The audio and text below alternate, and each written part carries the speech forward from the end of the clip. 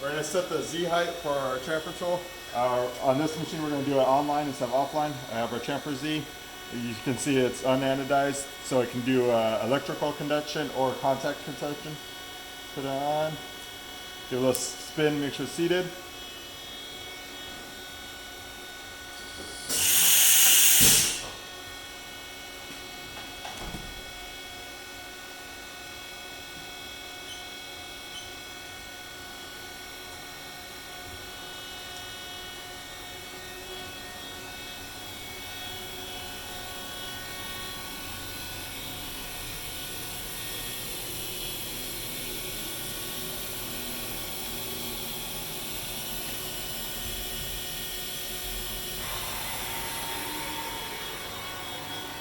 So using CHAMFER-Z, we're able to find the virtual sharp corner. We have it programmed as a 0 flat in our CAM software.